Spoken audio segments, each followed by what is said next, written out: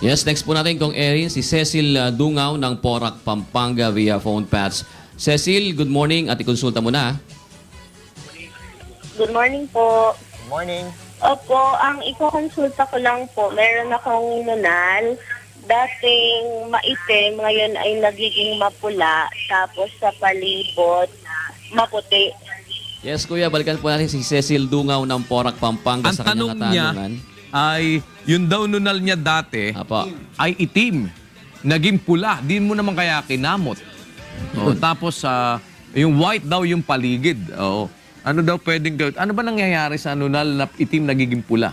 Actually, kuya po, yung mga nunal or mole na po, may tinatawag tayo diyang ABCDEs po, no? Very important yan kasi lahat Ano po... A, B, C, D, E? ABCDE. ABCDE. Okay. Okay. Ano po yun? Kasi ang mole po, lahat po ng nunal ay pre-malignant. Ibig sabihin may tendency silang maging malignant o kaya malalang cancer po yun, no?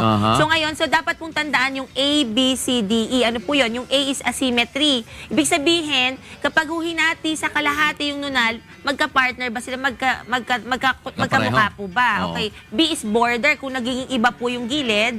And then C, color po. So, color change. Yun nga daw, naging pula tapos Yeah. naputi yung Puti. gilid. Oh. Opo, D, diameter, lumalaki. Okay, Oo. usually po kasi pagka benign naman, hindi ganun kabilis lumaki. Evolving, nagbabago po yung itsura, pati yung pag-angat. Okay, so ngayon, balikan po natin yung tanong ni Cecil. Pag ho ganyang may mga pagbabago, yan po ay dapat po kayong kumonsulta sa isang dermatologist para po maobserbahan po Kaya nga yan. kumukonsulta sa'yo. Okay, sorry kuya. Sabi ko nga, Biro kumonsulta lang naman, ikaw naman. Yeah, alam ko kuya. Kumonsulta ng personal, ng makita po. At lalagyan po yan kukuhaan ng litrato, tapos lalagyan ng tip. Titingnan po kung paano po yung pagbabago sa mga darating na araw o buwan. Kasi po, pagka ganyang, bukod po dun sa kulay na nagbago rin po yung nasa ibang letters, hindi po magandang senyales yan. Yan po ay advice na dapat tanggalin po yan bago po maging malignant po. Dapat pala talaga aagapan. Pati na doon sa mga ibang may mga nunal din, ano? Yes, agapan binabantayan din po nila, yan. no?